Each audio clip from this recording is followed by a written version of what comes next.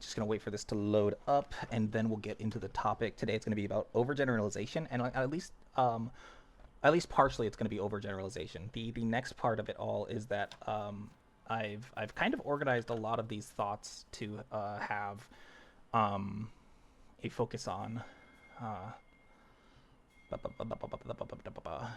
focus on I guess the effects that cognitive distortions have. Let's actually also let me pull that up again. And this is probably something that I want to do every single time is bring up this cognitive distortions list. It's from this therapistaid.com. So cognitive distortions. If you don't know what a cognitive distortion is, I'll tell you right now. Cognitive distortions are irrational thoughts. It's very important that they are irrational thoughts that shape how you see the world, how you feel, and how you act. It's normal to have these thoughts occasionally, but they can be harmful when frequent or extreme. Previously, I've done magnification and minimization, catastrophizing, and now I'm moving on to overgeneralization. So, according to this working aid, the uh, overgeneralization is making broad interpretations from a single or few events. I felt awkward during my job interview, therefore I am always awkward. That's just not true. Um, and it oftentimes we will jump to conclusions in our thinking because we make these one-off um, situations. This isolated event is now becoming the norm for us. So let's take League of Legends. Like, let's say I'm playing Syndra into Oriana or Syndra into something, and I'm just like, I just get giga gapped and I lose, and I'm just like, it's like, wow, that matchup is so terrible. I need to ban that this time.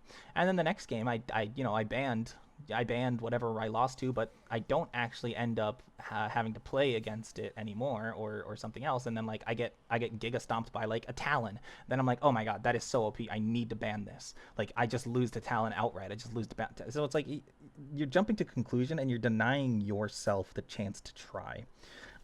So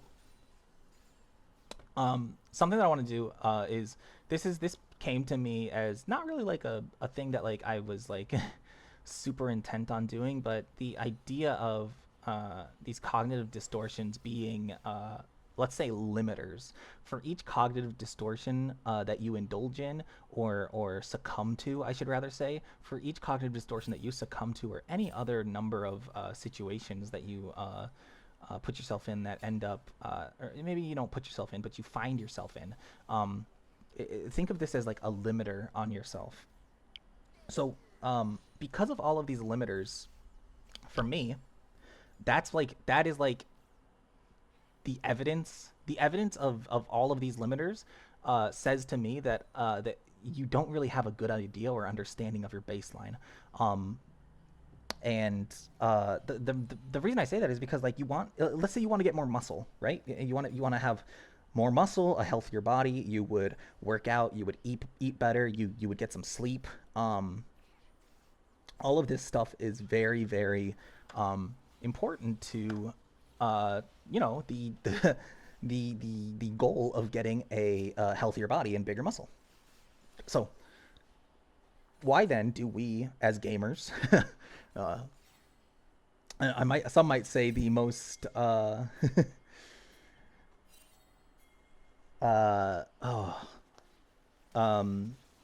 what's that word, the most neglected group in society. Why is it that if you want to get better at gaming, you kind of just look for short tricks and tips? Like, you can't, there's no short tip or trick to developing a better baseline. You need to think, you need to learn, and you need to sleep. Your brain is, your brain's a muscle, so you might as well just work it out. Um, like, let's say that I'm a coach, and all I say is you really gotta increase your farm, or you really gotta do full clears. Like, you cannot make these decisions as a jungler that aren't 100% guaranteed. Well, yes, but like you gotta take more context into place. Um, like you wouldn't, like, there are steps to improve your brain. So you wouldn't do a bicep curl wrong. Like, I mean, maybe you would, but like you wouldn't intentionally do a bicep curl wrong if your goal and intent was to get larger biceps. Don't do your brain a disservice by not allowing it to um, be used. Um, so when you overgeneralize, you deny yourself the chance to even try a lot of things. And I brought up the example of like, oh, I lost to this champ, I gotta ban it. Oh, I lost to this champ, I gotta ban it. Oh, I lost to this champ, I gotta ban it. And you're just denying yourself and avoiding the idea of maybe it's not the champ that I'm losing to. Maybe it's me not making the right decisions in the matchup. Um, so you're avoiding what is likely the real issue, um, and you're kind of deflecting and ignoring blame that can be put onto you. um, and again, it's just these isolated events, these isolated events, these one-offs, eventually become the norm for you. um, and and I think something that maybe gets lost among the isolated events that are now the norm are the isolated events that you now see as outliers, um, which could actually be like cumulative data if you were to take it in. It could be cumulative data that actually is important to you. But because you're so focused on the immediate gratification that like I'm not a bad player, we just ended up having whatever happened. I missed all those CS. I'm a bad player. Um, yeah. People that overgeneralize tend to be a little bit more angry. And they may be logical, but they express anger throughout their logical processes. Like you may think that you have it all under control, but in reality, like you're very, very angry and heated. And now, while you may be thinking logically in one aspect, you're not considering all facets. So, despite your analysis and logic, you still struggle to um, actually put together a full um, a full picture. Um, and on top of that, the damage that you are dealing to yourself is very bad. Like you are consistently going to be more destructive and damaging to yourself if you overgeneralize. Um, so how do you get around this idea of like overgeneralization? Well, you need to be able to reframe the negative into the empowering. And it sounds really, really lame, and I hate it every single time because like for me, yeah, like I don't want to be told like, oh, just think better, just think more positive. But like there's a method to the madness of psychology, which is how our brains think, and sometimes you just need to genuinely be smarter and nicer to yourself. Like if you're not communicating effectively, like I mean, there's no draw. There's nothing you can do to yourself. Like if you're not being positive and nice to yourself, then you're not going to be positive and nice to yourself. It's going to be the opposite. You're going to be negative, and that's just never a good sign. You need to be mindful of your thoughts. Like you gotta like at times, like if you're sitting here, your mind is racing. You're overgeneralizing everything, and if you're overgeneralizing, like yeah, your mind is going to be racing. And the reason that is because you've created these different thoughts um, that help you make these decisions as quick as possible. You're making snapshot decisions. So you're thinking really, really fast, but instead you need to slow down and take a second to recognize what's actually happening. Because you're probably thinking too much. I'm just going to say it. You're probably thinking too much. And the next thing is to just challenge a little bit of, let's say you're doing review in after your games, maybe challenge yourself a little bit on what you're thinking is the right decision or the wrong decision. Because while we can say that like there are right and wrong decisions, it's um, this is indulgent in what is the ideal, I'd say. Um, so the next sort of well, actually, I can do a little pause real quick. So this actually brought up um, in the sneaky Medios and double lift co-stream, the idea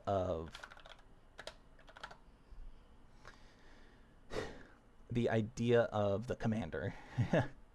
um, but Dude, he gets so fucking insecure if you give anyone else a compliment. It's so fucking cringe. Do you guys ever go like a day without fighting?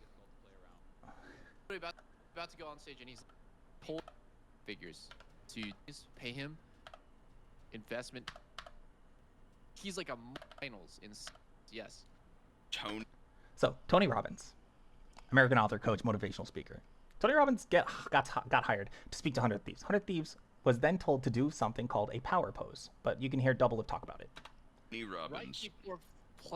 Right before finals in season 8 in Miami, we had a session with Tony Robbins that TL paid for. I don't know TL, how my much bad. they paid. This guy he's like a multi giga millionaire, and all he does is do motivational speeches for like actors, for athletes, investment people. Like, that's all he does. Companies pay him.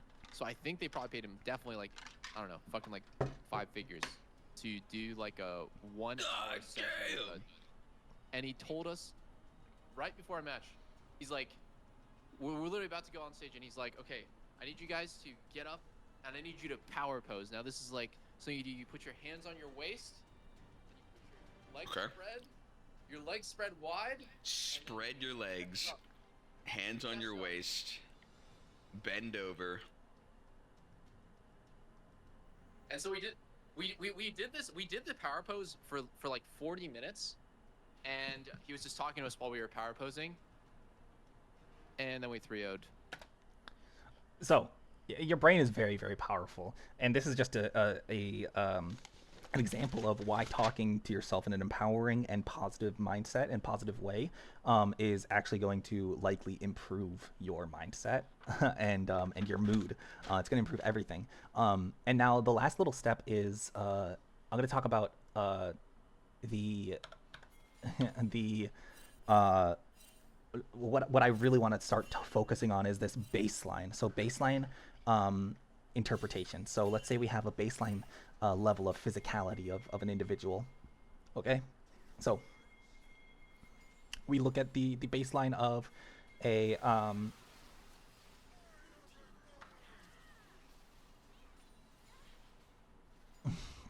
let's say we look at the baseline, like cardiovascular health, right? So if we look at the baseline of a smoker versus a non-smoker, I think that maybe not 9 times, maybe say 7 times out of 10, the person that does not smoke is going to have healthier cardiovascular system than a smoker. And the same thing goes with a drinker versus a non-drinker. And this is not just because of like random stupid theory of like, oh, smoking bad, drinking bad, but it's like genuine health benefits and health concerns that we study and know. So what then do you think is the assertion we can make for the baseline mentality of someone that goes to therapy and understands kind of therapeutic psychology and CBT and other stuff versus someone that has no baseline in therapy? Like the baseline in terms of the mental efficiency of these two people is going to be vastly, vastly different. And that's just based on a fact that one of them has that experience and knowledge and the other does not. In terms of like actual numbers and facts, let's take a look at the statistics and stuff for smoking. So within 20 minutes of quitting smoking, let's say I smoke my cigarette, that's my last cigarette that I'm ever going to smoke. Within 20 minutes, my heart rate and my blood pressure are going to decrease. It's a positive, right? You don't want to have high blood pressure. You don't want to have a super high heart rate. So after 12 hours, your carbon monoxide levels actually also return to normal. Unlucky into that. Your carbon monoxide levels within your body return to normal. Okay, so that's within a day. Okay, so from 1 week to 3 months, over that time, your lung function will improve. Like, I'm not sure the exact rates, but it's going to have a notable increase. The delta is going to be like reasonably good to look at. Like you would look at it and you go, oh, that's really good. Your lungs are more efficient now. And then within a year, like it's very, very sharp decrease in the heart attack. Like your risk of heart attack after 1 year of quitting smoking, very, very low. And then 2 to 5 years after that, you're gonna have almost like half the level of stroke like not half level stroke. That I think this is the stat. 2 to 5 years, your chances of having a stroke decrease to that of someone who is of a non-smoker. And at the end, like 5 years, like your cancer, your throat, your mouth, esophagus, bladder, all of this stuff decreases by 50%, and the risk of dying decreases by half of that number again at the 10-year mark. So like there's all these benefits to all this stuff. So who's to say that 20 minutes of a YouTube video isn't going to help increase your mentality, or 12 hours of a little bit of like sitting, ruminating, and learning about mental health isn't going to be beneficial to you. Stack that up. My day starts at 6 a.m. That's my first day. I split all days into 3 days. But you stack up all this information and all this time to learn and implement all of this stuff, you figure out that it's actually extremely beneficial to you. And now you can start seeing where your true baseline is, because the baseline of someone who is a non-smoker versus a smoker are going to be vastly, vastly different a majority of the time, or at least a plurality. And that's not something that you can really scoff at.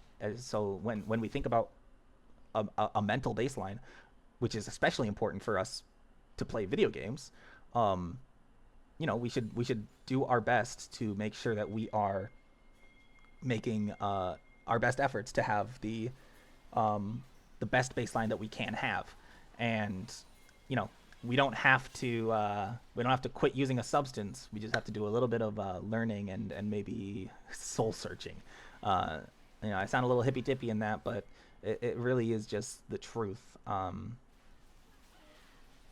As far as I've been able to witness in my time as a guy that plays video games. Like, if we look at my growth in this season, I think that it kind of goes to show that after implementing a lot of this information personally, I've seen an insane amount of growth, not just as a player, but as a person. It's been very, very refreshing for me to kind of fit into this role of, I'm developing myself mentally, and uh, mentally and like personally. I'm very, very happy with the growth that I've made as a person and as a person that plays this game. But yeah, that's gonna be it for this one. So thank you for listening to my rambling again. I really do appreciate it if you are here. And if you are not, that is okay, because it's not like you're gonna hear it anyway. So yeah, anyway, thank you.